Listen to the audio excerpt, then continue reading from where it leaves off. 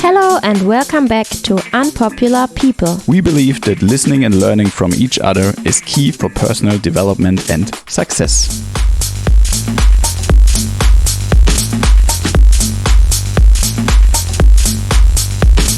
Today in our interview, Thiago from the Gold Coast. He's a black belt Jiu-Jitsu originally from Brazil. Today he runs his own Jiu-Jitsu business at the Gold Coast in Southport, Australia. He is married and he has 2 kids. If you want to learn how to handle this whole situation, running a business and having a family at the same time, then listen to this inspiring interview with Thiago. You will find the show notes to this interview on our website www.unpopularpeople.com. You can support us by donating on our website or sign up for our newsletter, also on our website www.unpopularpeople.com. And now have fun with this inspiring interview. All right. Hello, Thiago. Thank you for your time for today. We will ask you a couple of questions about you, about your life, where you come from, where you're going. And we hope it will be great, but I'm pretty sure it will be. So we always start with the same question. Where were you born and how did you grow up? So hello, guys. Thank you for having me. So I was born in Brazil. And I grew up in a small city very close to the ocean called Natal. It's like a fisherman's village. And I grew up surfing and, around the beach and around soccer. And yeah, it was a very good time. A lot of freedom, no technology. It was pretty cool. Yeah, hello from my side as well. Nice to meet you here today. And how was your childhood like? Could you tell us a little bit about your childhood? Do you have brothers or sisters? How was it back then? My childhood was interesting, because culturally, north of Brazil is a very violent place. Like male-dominant, violent place, So my father was very much into alcohol. He was very violent towards my mom, which was quite normal within all my uncles, So the culture was very violent towards women, especially. And I have 2 brothers. And I have 2 other sisters from my father's side. Like my brothers and me, we always protected my mom a lot. We started to work in a very young age. When I was 11, I was collecting money, working in buses. The guy that collects money in the bus. When you get into the bus, there's a guy that collecting money. So that was me. When I was like 11 years old, I started to do that because my father had a little business. It was very challenging for me, more because of violence and alcohol, and as well the culture of the place. Everyone was poor around us, and that's how we believed life was. We did not believe people could get financial freedom, or we couldn't. I could not believe that people would live any different than what was happening around us. So it was very challenging, but it made me strong and made me to look after my family very well. And my brothers and myself are very connected. I talk to my mom daily. I talk to my father daily. So I have no any bad feelings for what happened to me in the past. And I just accepted everything and led me the right way, actually. So what did your parents do for work, and what do you what do your brothers and sisters, what do they become? And maybe you can tell us a little bit afterwards what you're doing now. My father is an Uber driver. Back in the day, he had his own business, but he did not have the right mindset, so he broke the business. He had a couple of businesses, and he just open and broken because too much alcohol, too much distractions, self-sabotage. My mom, she was very inspiring because she worked a lot. There was a long time in our life that my father was unemployed and my mom was the one paying the bills, working 2 jobs. And when she was about 40 years old, she went back to university and she got graded again.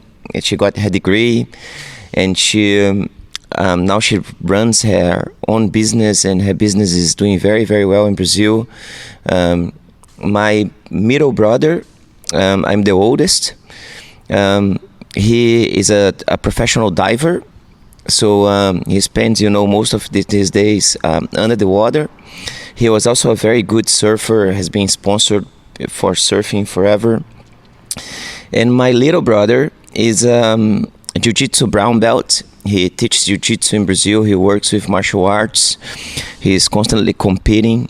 And myself, I was in the army for a long time in Brazil. And then I was instructing soldiers. I was teaching at schools. I was doing university as well. And then when I finished all of that, I decided to come to Australia.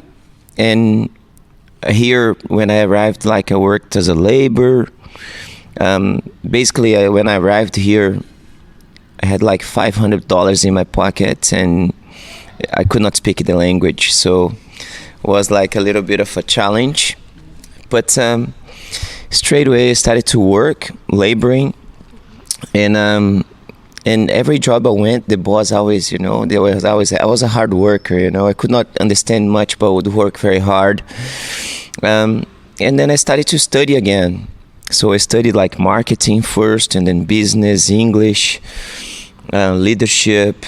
And then I went back into sports coaching and then fitness again. So I just kept studying through my entire time here. And even now that I opened the business, I keep studying. Harvard University does a lot of free courses, and I keep doing those courses, the ones that I like the most. I go and do it. I'm currently doing a leadership one that is very, very good. And now we have virtual. I opened my business now, and it's going to be 1 year on the 21st of September that we opened the doors. The business broke even with 2 months of operation, and it has been doing very well since we opened the doors. Of course, we had COVID-19, which was very hard for us, but we were able to get back on track as soon as we could open the doors again. Yeah, cool. Such interesting story.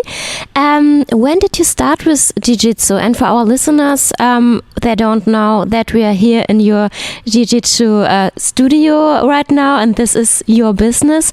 When did you start? And what did you learn, or what was it for a journey until now for you in the Jiu-Jitsu? Yeah, so this is an interesting question. So I started martial arts in general since a very young age. So my uncle was a Brazilian boxing champion, and when we were very young, we started to do a lot of boxing. But I had 2 brothers, so boxing was not the right sport for 3 males in the family, because we would punch each other, right? Whenever we had an argument, the tools that we had was okay, we do boxing, that's what we know how to do. So we throw punches. My father started to notice that, and a lot of my friends in Brazil, they started to do Jiu-Jitsu. However, when I was young, Jiu-Jitsu, one, was for rich people. Jiu-Jitsu was for the elite of Brazil. It was never for the poor people. So poor people did capoeira, and then rich people do Jiu-Jitsu. That's just how it was, So I got into capoeira for many years, until one of my friends from school, one of my good friends from school, we in Brazil, we do college games. So, for example, here in Australia, let's say TSS will play against Southport State High, and then Southport State High will play against Kumbamba. So like we do it like that. There is like an inter-college games in Brazil that is huge. And one of my friends was gonna fight judo, and I had scholarship to play soccer. So I was already enrolled in the games to play soccer. And my friend got hurt, and I think I was 11 years old, and he said to me, "Man, can you take the fight for me?" I was like, "I never trained judo, man. How am I gonna take the fight?" He goes, "But we wrestle a lot, and I have taught you some moves, and you should do it." And then end up that I just threw everyone on the ground and won the competition, So I go like, yeah, I have the skills to do it, and I liked it, but I was never pursuing jiu-jitsu. Even that a lot of my friends would do it, and we would wrestle on the sand, and and the reality back in the day, jiu-jitsu was not a business. Jiu-jitsu was like someone that was very passionate about the sport would open their little school, but they would have to do other types of work to maintain that school. So that was sort of like a hobby and a passion for the professors. And therefore, the schools were very small, and they only would accept very tough people. So like if you come to the school, they would try to break you. A jiu-jitsu instructor back in the day, they would try to really break you mentally. And there were a lot of fights in Brazil too. So my father was not keen to me to train jiu-jitsu. My family, because people, if one gym saw the other team members of another gym on the streets, they would fight, like soccer in England. Yeah, so was very was very rough. But when I joined the army, we had a lot of grappling sessions, and one of my good friends was a Bellator fighter. So he was fighting Bellator and national events as well in Brazil, in MMA. So I started to practice a little bit of more jiu-jitsu and ground. But I never got graded. So I never went through the belts because I never wore the kimono. I never had money to buy a gi or to pay proper membership fees to get graded by someone. And then when I arrived in Australia 11 years ago, I actually go, okay, now I would like to train with the gi, because a lot of my friends here were training.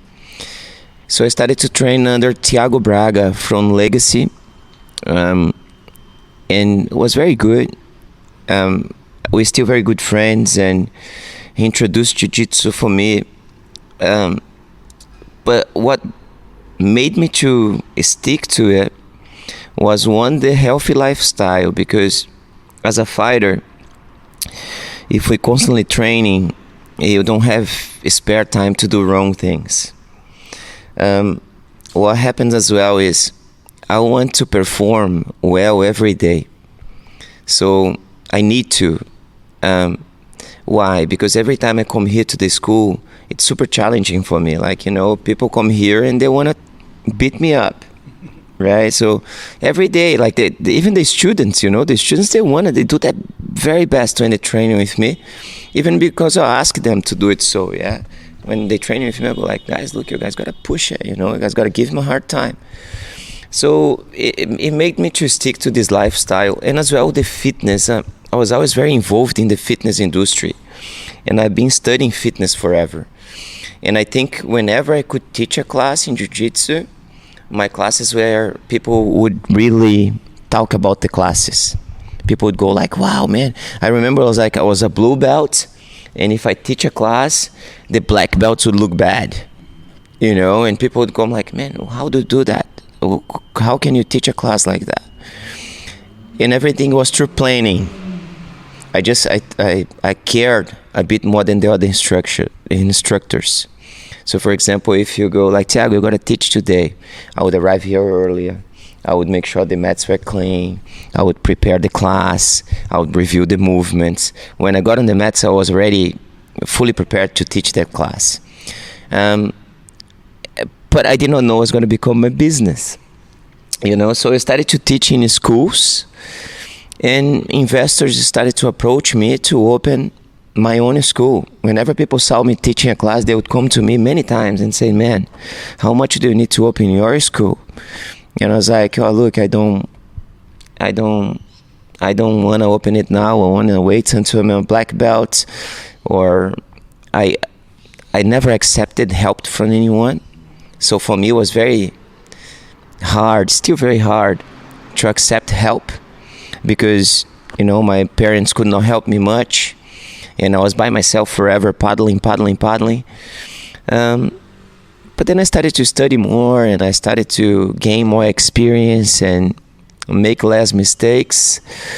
And then I opened the first school, and it was a disaster, because I opened with an investor, and the relationship was no good since the beginning. But I decided to try, talking to my wife and to a couple of friends. They said to me, "You got to give it a go. Try it. We'll teach you good lessons. If you fail, doesn't matter." But I already had that gut feeling that it was not going to work. So I opened a Gracie Barra called Gracie Barra Surfers Paradise. I built that business from scratch. I transformed the warehouse, and I painted, I built walls, I did all the social media, I enrolled the first 85 students inside of the school. But the relationship with the investor was no good, and was not ego or anything, but I teach the kids here to stand up for themselves. So I apply the same thing to my personal life. If I feel someone doesn't have respect for me, and is, have bad intentions towards me, I will stand up for myself. I was very polite, but I walked away from it. And then I decided to open my own brand. Then that was very challenging too. Another chapter. But my wife, was very good as well, because I asked her, I said, I have two options. Option one, I go back teaching at TAFE or colleges or whatever, and get back into the fitness industry, which is good salary, doesn't hit my body as much, but I'm gonna be working for someone else. And option two is I risk, and I build my own brand, and we see how it goes. And she said to me, "I believe on you, just do it." And then I started to do it. Yeah. And then, of course, I asked daily questions to her, and I started to read a lot before I opened the business. I always been reading a lot, but before I opened this business here, especially before I opened Gracie Barra, I think I read about 7 books that helped me a lot.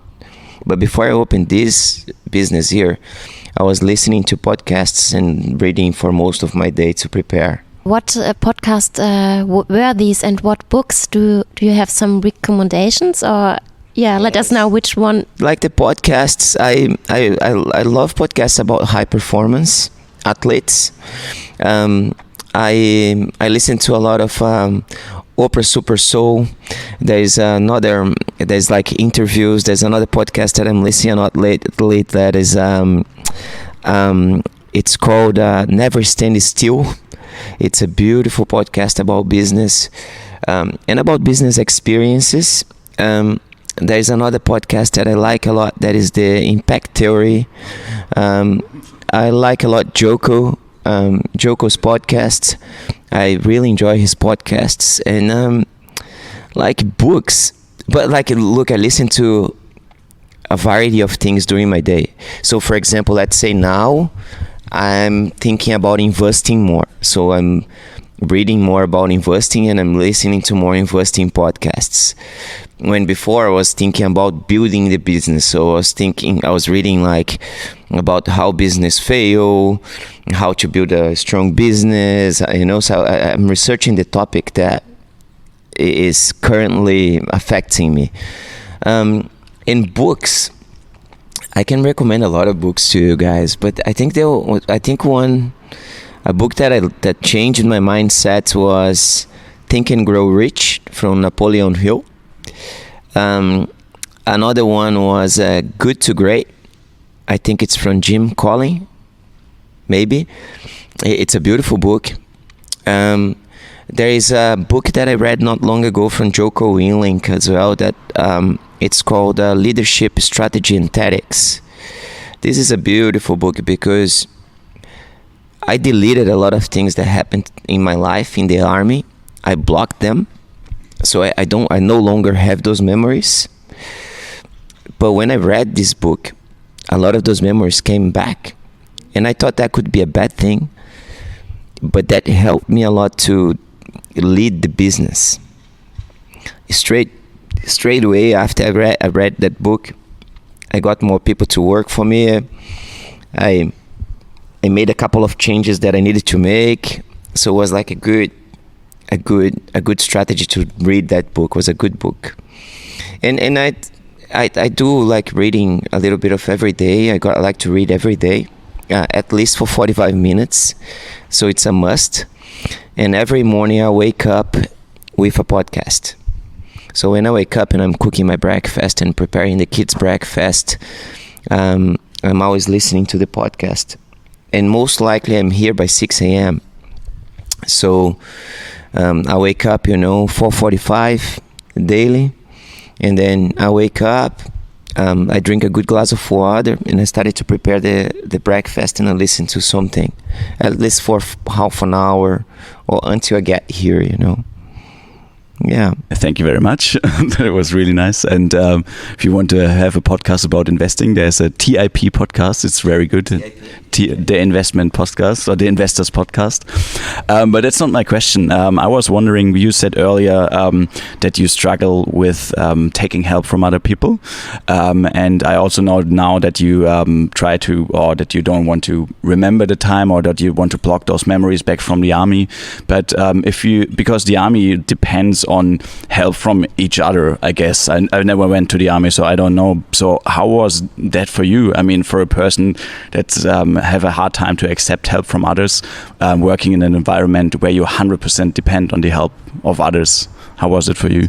So this is a good question. So in the army was very much different, because when I joined the army, I was working the black markets in Brazil. I was selling video game parts on the streets, right?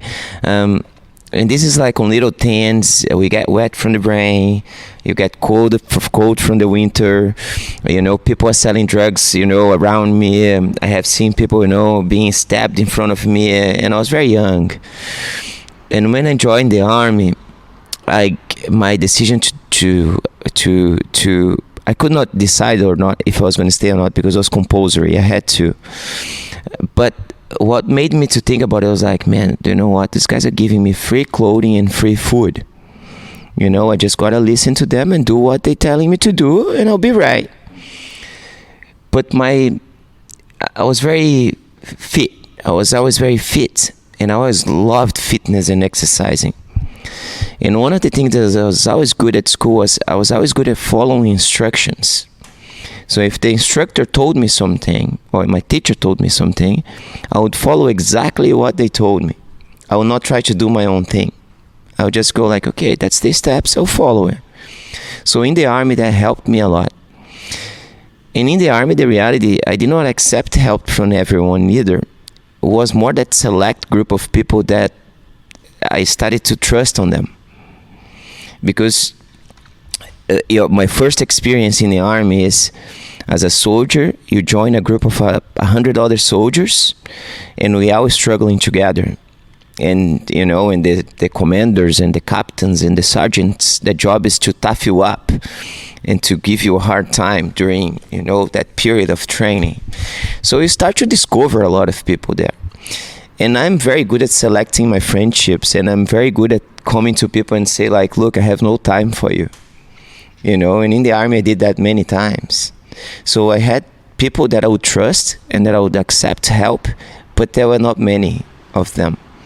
And those guys are still around me until nowadays. But a lot of the other guys, many times, I would come to them and say, man, look, I just have no time for you. I would not be rude, or I will not try to offend them or bring them down, but I'll just ignore it and walk away from it. And I think I learned that as a very young child, because I was a poor kid that had scholarship to play soccer in a very rich boys' school. So I did not have many friends there, you know. Like I had curly hair, I had a gap in my teeth. People would bully me all day, you know. So I did not have many friends. So the group of friends that I made was very selected, and most likely they were athletes. Like my entire career, my entire life, I was always hanging around people that was very good at sports. In university, it was just the same. As a university student, I was hanging with the elite athletes of that university, because I would train so hard, I would get involved in those activities. And that helps you to select your friends too, because people that are not in the same pace as you, they straight away don't want to be beside you because they feel bad that they cannot do what you do. So they walk away too, you know. So for me, it was very good. And in the army, like, I think I had good and bad, but I had more good leaders than bad leaders. So I have guys that I would really look up to them. You know, I would go like, man, this guy is, 65 years old and he's running 10 kilometers in, 12 minutes, and after that he's doing, 30 chin-ups and, he's working all day. His uniform is unbelievable, and I would go like, wow. So I had like great leaders, and because I didn't have my father and my mom around me too, those guys made me a good person. Because I do strong believe, you guys can argue with me on that one, okay? But I argue with my wife a lot about that. But I do strong believe that everyone is born bad.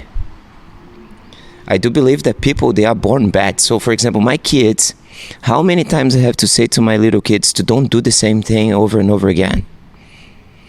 How many times for example, a couple of years ago, Hunter, he's 3 now, but when he was 1, if I put my finger in his mouth, he would bite it until he, snap my finger off, right? By instinct, not because by instinct, So I do believe that everyone is born bad. And then when you have good influences in your life, and you chase education, and you chase self-development, then you become good. But it's very hard to stay good too.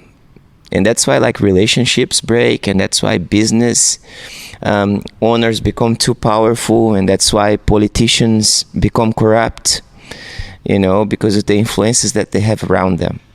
And that's why I opened the Jiu-Jitsu school, because I think we like empowering people constantly here. We're helping a lot to educate. I get like, per day here I see over 100 people per day coming in and out, and we providing a little bit of education for all these people, plus for the family because they bring it home, plus for the cousins that they're gonna hang out on the weekend. So there's like a ripple effect there. But yeah, the army, I think trust makes you to accept help. If I don't trust you, I don't know if I should accept your help, I think you got to build that relationship first. Thank you. Next to the skills in the fighting, you teach your students. What is it what you want to give to the people, to teach them mentally, like not only your students but also for your children? What is most important when you think back of your experiences? What do you want to teach people in general? That's another beautiful question. So I think I have to teach people to believe in themselves, so I try to minimize the mistakes they make, because by experience I have made a lot of mistakes, so I try to share with them my experience, but I try to empower them and to make them, a little better every day, I think martial arts is just a tool. Jiu-Jitsu, like the position itself, it's just a tool to help them out. It's something technical that help them to pay attention, to focus. But when they actually fighting and when we actually moving, that's when the struggles come through, you know. So the challenges, the self-talk, when you're fighting someone, you constantly, you know, like, oh, this guy, I'm in a bad position now, am I gonna get out, am I not, like, you're constantly doubting yourself.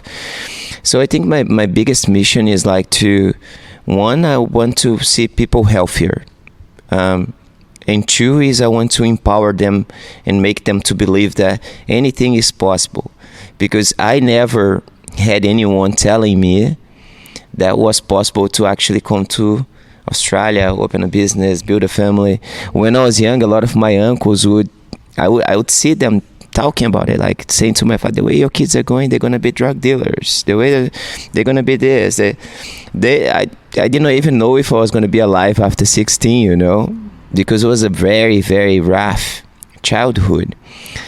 And people picked on my mistakes, on the things that I did bad. As now with my kids and my wife, I try to potentialize them. I don't pick too much on the things that they go wrong. I try to appreciate as much as I can the things that they do that is very good, you know. So I bring them up right like that, and I try to teach my little boys as well by experience and showing them the world. So for example, I see that Australia is a very safe place and people are very lucky, and they have everything they need, most of people here. So for example, when my kids are taking a shower and they're taking too long in the shower, and I say, okay, Zion, Hunter, get out of the shower, and they say, no daddy, I want to stay more. And then I go, man, a lot of people around the world has no water. They don't have water. You cannot waste water. And then they go, oh, really, daddy? And I was like, yeah, I'm telling you. And then I go and show them something about it. So they look at it and they go like, oh, wow. We should not waste water. So I try to teach them why don't do wrong things and why they have to be good. Because back in the day, I just knew that I had to, but I didn't know why I had to do those things. Why do I have to study? Why do I have to look after my brothers? I did not know. I just had to do it. But I think when you know the why, you can do a better job. You know, because you start to focus more. You have more strategies. You perform much better. And I always say to the students here, I say, there's an old saying, Australian saying, that says, you can only give the water to the horse, but you cannot make the horse to drink the water, right? Old school Australians, they say that a lot. Old school martial arts teachers, they have said that a lot back in the day. As in my point of view is like, no, I think you gotta make the horse to understand why he gotta drink that water. Otherwise, it's just gonna die looking at it, you know. So if you bring that into a company or, you know, into your family as well, you know, like, why do you behave like that towards your wife? Like, why do you want her to do this or that? Or it just your relationships start to improve a lot. And by improving relationships, you just have more connections, more opportunities, and then it just becomes a snowball, you know. So coming back to the point when you said everyone is born bad, and you said then like it's the influence from the people around you, or like the influence like from your surroundings or from your environment that shape you to the person you become. So what happened to you then? Because you grew up in an environment where there wasn't like good influence around you, and you decided at some point to become the person you are now, that you're a lifelong learner and that you always want to improve yourself, always want to do something better. So what was the influence for you that pushed you in the right direction? So I love that. So the influence was the army, was very good for me. A good friend of mine as well, called Juliano, his father was in the military, and nowadays he's like has his own Pilates studio in Brazil, and he has done a couple of Ironman courses as well. He runs the Ironman, and he was an amazing influence in my life because he was much older than me. So he would give me a hard time daily, like he would give me a very hard time daily. But the reality, Ben, what made me to get where I am now is my daily decisions. I think I always made good decisions in relation to, should I do that or should I not do that? Should I go this way or should I go that way? Should I be here using drugs with my friends or should I go and surf for 2 hours of my day? Should I when this kid is bullying me, should I stand up for myself or should I cry and walk away from this situation? So it was always those decisions, and I think the daily decisions that we make is what makes your future. And the reality is, I did not want to be like my father. That was my fight. My mental fight was studying in a rich boys' school. I saw a lot of families, having everything, and I would come home back home for poverty, and I would go like, wow, man, what went wrong here, And I could see that one was bad habits, and two was the lack of education. That was a mistake that my family made. Not my mom. My mom was super healthy. But it's hard when you have someone unhealthy beside of you forever. And she was very loyal to my father. And I don't blame my father, because the reality is like, he was a product of, the entire environment that he came from. And I just had better decisions. I had more desires. I had more dreams. I want to be better. I want to achieve. And I think that was because of sports. I would go to capoeira. My capoeira instructor would make me to clean the gym.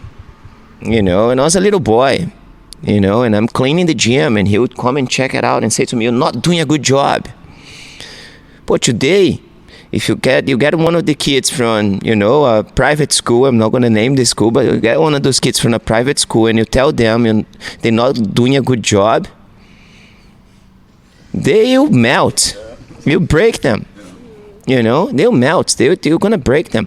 So I wanted to improve because I was never good. I was not good at soccer neither. I had scholarship. People go like, "Oh, you're so good at soccer." I said, no. I was not good at soccer. I would just play more than everyone else. I would go and train and train and train and train, and in the army, I got a medal called the distinction medal. So I got the best soldier of my year. And like, when I got it was funny because I go like, I didn't even thought I was going to get it. I was just doing my thing. I was not focusing on being the best. I was just trying to follow the instructions and do my best. So I was always doing my best. And one of the things that I learned in relation to performance is that it's never about how much you know. It's about how much you care and how much you want it. Like, if you care a lot and if you want it very badly, you get it. You achieve it. So my environment was unhealthy, but that taught me a lot. Because it taught me the bad. It taught me, things that I did not want to do in the future. I did not want to be pushing a car in the middle of the street with a drunk father and my entire family around me. I did like some experiences that I had. I go, I'm never gonna cross that. When I'm older, I'm not gonna go there. Can I do that? I don't know. And you said your mother was very inspirational for you back then. And did you have or do you have any role models still that brought you in the direction how you are now? Yeah, I do. Like I have a lot of role models, the reality. My mom, of course, my brothers as well, because my brothers went through the same adversity as me and they are very successful in their fields. A lot of my jiu-jitsu professors had beautiful influence in my life, good and bad. I had some professors that taught me like, don't do it this way, you'll go wrong. And I had a lot of professors that taught me like, man, look, that's the way you gotta do things, And I think I'm very good at adapting and at listening. And when someone comes and tell me something, I never take it for granted, and I never go like, I know, like people come to you and say like, hey man, look, you should do this and this. And some people go like, I know. I actually pay a little bit more attention. And I think, why should I do that? And then I ask someone else, hey, what do you think about this? And then, the person comes with another opinion. So I like diversity a lot. And I have a lot of mentors. Some of my students here, I have one of my students here that, like, he's like a business mentor for me. I trust him so much. He's like, I don't know, he's someone that wants to see me to succeed. When you get the vibe, like you see like this guy just wants the best for me, And every time he talks to me or he gives me an advice, I can feel that, So I'm constantly looking for role models and for inspiration as well, because when we look from outside and we see like, oh, the guy's running a martial arts studio and everything is easy, but people don't see me arriving here 5 a.m. teaching 7-8 classes during the day plus privates, picking up kids from school, training. I train at least 3 times per day myself. I train at least 3 times per day. And then 9:30 I'm here cleaning toilets before I go home, you know what I mean? So it's like it's not an easy career. It's not an easy thing to do, So I gotta look for daily inspiration. And I love a lot reading as well. So I'm reading at the moment Relentless from Tim Groover. It's a beautiful book. I'm almost finishing it. He was the mentor, I would say, mindset coach of Michael Jordan, and a couple of other basketball superstars, high performance athletes, Kobe Bryant. So I'm constantly trying to learn something new there. And the podcasts as well, man. I think nowadays, instead of listening to the radio when I'm driving, I'm listening to a podcast. If I'm mowing the lawn at home, I'm listening to a podcast, I learn a lot from the other people's experience. And I think everyone that does something good for other people can inspire me. Even little things, like for example, I'll tell you guys a cool story. There's a guy from down the road here that has a sushi shop. And since I opened here, I go there once a week with my kids. And my kids love him. My kids, they adore him. He's an older guy, a Japanese guy, and my kids go there. He makes magic to my kids, and he brings more food than we deserve, and he's unbelievable. And a couple of weeks ago, I lost my wallet. After here at the gym, I went for dinner with the kids, and I got home, I was like, man, where's my wallet? I could not find it. I must left it at the gym. Around 11 p.m. at night, someone knocking my door, and got out of bed, and I was like, what's going on? My wife and me, we went downstairs. When I opened the door, was the guy from the sushi shop with my wallet. And I go, man, what you doing here? And he goes, Thiago, your wallet. And I said, you did not need to bring it today. I could come tomorrow, pick it up, that's all good. And he goes, I did not want you to sleep worried. And I got so emotional. I said to my wife, how many people there's out there that would do that? He's thinking about me. He's a giver, and I do realize nowadays that to run a healthy business, you got to have the same mentality. You got to help the others.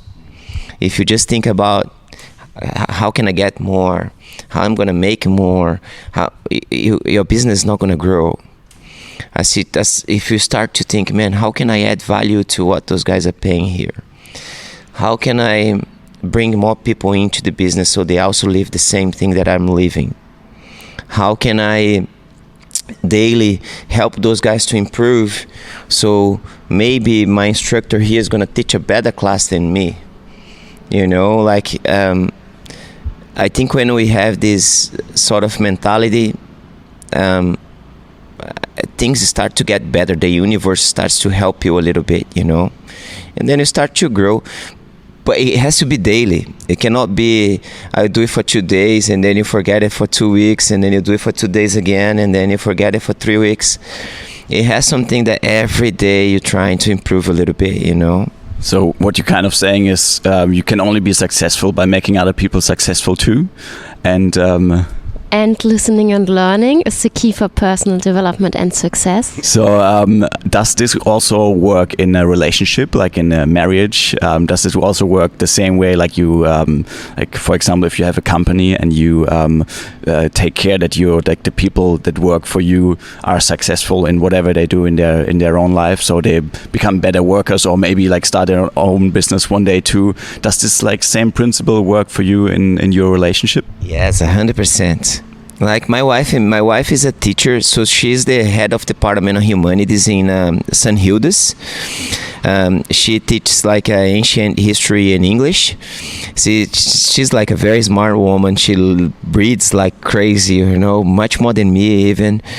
And we learned a lot because our relationship is much better now than it was during the beginning, because it was very hard to understand each other. And a lot of the times when you begin a relationship, you want to change that person, right? And you want to make them to be as you want them to be, you know. As I gave up that in the first month, you know. So I had to start to understand and talk to I talk a lot to my mother as well. I think two things are key for a healthy relationship: trust and not create expectations, you know. So for example, let's say that I'm driving home and I'm expecting that my wife is going to cook for me, that the house is going to be clean, and when I arrive there, it's not what I'm expecting. Guess what? We're going to have an argument, right? Or my mood's not going to be good, and straight away we're not going to connect very well. As if I'm driving home, and when I am not expecting anything, and when I arriving home, she did that dinner and the house is clean, man, guess what? I'm going to be super happy, you know, because she just made something that I was not expecting, you know. So I think in a relationship, one, we should not expect too much, the good or the bad. So once one of my friends, he got cheated by his wife, and he said to me, "Thiago, what would you do if it was you? If your wife cheats on you, what would you do?" And I would say, I'll shake her hand and say, "Thank you for your time," and I would walk away and live my life, man. He goes, "Would you be upset?" I was like, "Maybe a little bit for one day." It was for one day. I was like 100%. And he was like, "Oh, because I don't expect anything different. If she does it, it just means that she's not my woman." You know, black and white. Am I thinking she's going to do it or not? No, I don't think it neither. I don't even think about it. But I just think it's like you got to trust the person until they prove it wrong. And if you create those expectations, you're already bringing a bad type of energy to your relationship. And that can destroy the relationship. You know, because the reality, most of relationships get destroyed because people are not feeling each other's expectations. I don't know, that's my belief. So, I mean, this is a kind of like a freedom you want in your life, that you say like, oh, you know, you trust this person so much so you can move freely too, because if you always walk around with like worries in your head, oh, she's gonna cheat on you or she's gonna do like this and that. I mean, doesn't this mean for you that you're a free person? And like, does it mean a lot to you to be free in those terms? Yeah, so I just think it's, I don't even have the time for it. I just don't think. It's not that I don't have the time for it. I don't want to put my time there. And like I just reserve my time, like most of my time, for self-development and to look after the family, and of course the business. But things that I cannot control, I don't even think about it. I don't think about it. So for example, I cannot control if my wife is not with me and she's going to be cheating elsewhere. I cannot control that. What can I control? If one day, for some reason, you discover it, and I can go, okay, thank you very much for your time. Just do your thing from now on. I can control that completely. I don't think about that, because for me, like, it's the same as the business. Imagine, for example, if I keep thinking, is this going to work? Is this going to work? Is this going to break? Is this going to, am I going to be able to make this work? I don't think that. Why do I don't think that? Because I know that every day, if I believe on the mission and I keep working hard, there's no way that it will break. And if it does break, it's because there's something else that is going to come after that. So I don't put my energy on those sort of thoughts. I think I did back in the day, but I can control it much, much more now. Never in relation to cheating or to anything like that. But for example, before competing in Jiu-Jitsu back in the day, I would start to think, man, can I win? If I lose, as now I go, I'm prepared. If I win or lose, doesn't matter. I'm fully prepared. I'm doing everything that I can to achieve that result. I don't know. I just think you gotta put your energy and your time where it grows. Not long ago, one of my professors said to me, Thiago, you gotta multiply your energy, right? And I said to him, Professor, how can I multiply my energy? I already do so much. I'm working out daily. I'm everywhere. I'm studying. And he goes, no. I'm not telling you to do more.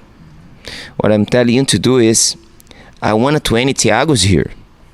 How can I have 20 Thiagos? I said, I don't know. And he goes, you got to teach people to your qualities. So I try to teach my wife my qualities, and I try to learn from her qualities. So I have no time to think about what are the things that she's doing wrong the most, but that doesn't mean that I cannot give her a feedback. If I see that she's doing the wrong thing, I'll come to her and say, look, Anna, don't do this. Let's try to do it this way. I have that freedom. I have that. I have that as well. I must do it. If I like you, Ben, and you're doing something wrong, and I don't tell you, I'm no longer your friend. Do you know what I mean? If I'm doing something wrong and one of my friends come here and supports me, I cannot trust that person, because they're gonna guide me the wrong way. You know what I mean? It doesn't mean that he cannot be my friend. He can still be around me. But would I take his advice? No. I'm not gonna take your advice. So I think in relation to relationship is, one is we got to learn how to control our thoughts. Two is when people started to think that other people are doing something wrong, I think it's a lack of confidence, and I think most likely they are making a mistake in some area of their lives. Maybe they are doing something wrong, and they're trying to pass it on, that energy towards someone else. And I see that a lot in relationships. A lot of the guys that are cheaters are the guys that are most afraid that their partners are going to go out and cheat on them. Why? Because they do it. For them, it's just common, They're going to do it, So I believe I believe in energy. And like with my wife, I always say to her, I say, look, I already have to share a lot of energy with my students during the day, and I have to reserve the right amount of energy to share with my wife. And that energy, we don't try to push it to the dark side of the relationship. We try to just lift each other up and solve problems and keep going. Is it a perfect relationship? Of course not. It's up and downs. But we respect each other. We never insulted each other. We don't scream at each other in front of the kids. You know, we try to solve the problem by talking. If I feel I'm getting agitated or I'm gonna take a bad decision, I walk away and I ask someone. Many times I have rang my mom and say, "Mom, do you think am I right?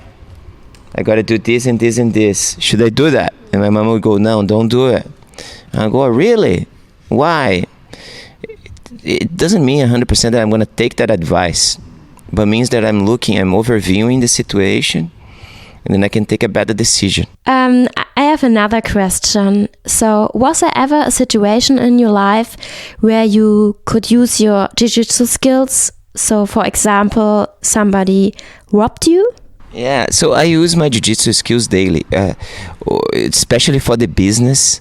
There's a lot of concepts in jiu-jitsu that I bring it to my personal life and to the business.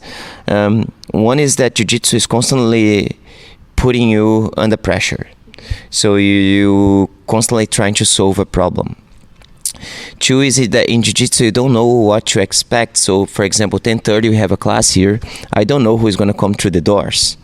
You know, so it can be a guy that is 60 kilos and it can be another one that 140, and I have to tap them out the same, you know, so I got to solve that problem. Saying that, like, jiu-jitsu gets me very confident, and as well it helps me to control myself. Sometimes even if I'm extremely agitated and angry, I can calm down very quickly, you know. The army helped me that as well, because in the army, self-control is the key for good performance. Because many times I want to punch a captain in the face, right? When they come in and give you a hard time, and you know, and really insulting you, or you know, or bullying you in front of. And sometimes I would close my hands and go like, "Man, I'm gonna knock this guy out," and then I had to fight my own brain and go like, "No, I cannot knock the guy out," right? But in jiu-jitsu helps me, like, overall, and my family as well live jiu-jitsu. But there's a funny case that happened not long ago. Someone tried to steal my wife's car from our place, and they drove the car away. And we woke up in the middle of the night, and I had a broken foot after a competition. And the first thing that I thought was like, they gotta wait for the gates to open. It's a gated community. I go like, they gotta wait for the gates a little bit, so I'm gonna get them, you know. And my wife was like, don't do it. And I was like, 100%. I was like, don't call the cops. And she was like, what do you mean? I was like, don't call the cops, just wait a little bit. When I come back home, I call the cops.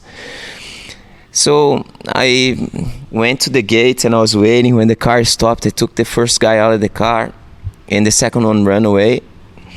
And then the first guy that I took out of the car, I just gave him one punch, and he turned his back and I choked him out. And then I put him back in the car. I drove him around to see if I could find the other guy, because I was very mad. I want to get the other guy, because the other guy, the other guy, for me, he ran away. He left his friend there, so I was mad with him, you know. I was like, man, I'm gonna get you, you know. You are the bad one, you know. But then I choked this guy a couple of times, and I gave him a hard time. And when the cops arrived, so it was very funny, because I said to her, don't call the cops, and she actually did not call the cops. And I brought the guy home, and I put him sitting on a chair, and I was like, I'm not gonna call the cops tonight. And he started to scream, please call the cops. I was like, no. So all the neighbors started to show up around, you know. And I was like, no, man, you're gonna stay here with me all night. And I was like, no. So he started to piss himself, and then my wife comes through the door and say, do you think he wants some water? And I was like, water? And this is what the guy's trying to steal our car, you know. But I was mad because he got inside of our place and he got the keys from our place, and I have 2 kids. And I said to my wife, I said, Anna, if I got the guy inside of our house here, I don't know if I could control myself as much as I could control there, because I didn't hurt him much. I gave him a hard time, but I didn't hurt him much. And when the cops arrived there, the cop even said to me, "Thank you for not hurting him." And but the guy was all pissed and was all, a little bit bruised, but not much. But Jiu-Jitsu teaches me about self-control and about self-confidence. I really believe that I can walk away from a situation and build it from scratch again and again and again. I also believe that no one can beat me up mentally or physically unless I allow them to. So I do believe that that's totally under my control. Especially, for example, when I built Gracie Barra, I went to Arizona to develop a program for Gracie Barra, and when I was there, the investor emailed me sacking me. So he emailed saying, "Don't come back to the school." And I was developing a project for the international organization of Gracie Barra. By jealousy and, a couple of other things there. So when I came back, my wife said, "And now what are we going to do?" I said, "Don't worry about it." So when I arrived here 11 years ago, I could not speak English and I did not have the skills I have now. So we're safe. We have some holidays. And she go, "What do you mean?" I said, "Don't worry about it. We just keep going." But then my professor called me and said, "Thiago, can you please teach 2 weeks there? Because the guy sacked you, but he doesn't have an instructor. So we need your help." And I was like, "The guy just sacked me. Now you're saying that you need my help to build his business up again?" And my professor said to me, "Yes, man, I need." And I said, "Okay, professor, as you asking me, I'll do it." And he said, "Don't talk anything about the business. Just go there, do your job, and go home." And I said, 100%. But then when I arrived there, the doors were closed. And they changed all the locks of the doors for me. And I built that school. So that broke my heart. So I could not open the door. I was like, "What happened?" I was like, "Man, they changed the locks. Like, maybe they think I'm going to steal from them, or I don't know." So someone arrived there to open the door for me, and I had to teach that class, and emotionally I was just broken, because the feeling is like you lost the love of your life, that was my feeling there, like the story just begun and I lost it, and I was blaming myself a lot. I was like, this is my fault, I screwed it up. But then I took a big breath and I go, the mission is to teach a good class. That is it. I came in, I taught the class, I went back home, and I just kept my head up high. I did not let the guy to affect me. And when I walked away from the situation, I was making twice more money than I was making there. I had much more time to spend with the family. The entire thing was so good for me, so good, because I accepted it and I understood it, and I kept flowing with it. I did not fight it too much. In Jiu-Jitsu, you learn that to a lot of the times, if someone is controlling you too hard, maybe that's not the time to move. I say sometimes to the students, I say, you never change your roof when it's raining. You don't change your roof, it's raining. Wait for the rain to go, and then you change your roof. In the army for many, many, many years, sometimes I was not happy. I was overworked. But one, I would not complain. Two, I would focus on the positive, and I always stick to my values. One of the things that helped me with my decisions is does that aligns with my values, or that doesn't align with my values? If it doesn't align with my values, I know it's a good decision. So I think I don't know, people that fight and resist and don't adapt, they tend to get stuck, and that's when depression starts to come, and people start to feel unhappy, and people start to, because they start to let that thing get inside of the mind. Master Carlos Gracie in Jiu-Jitsu says a quote.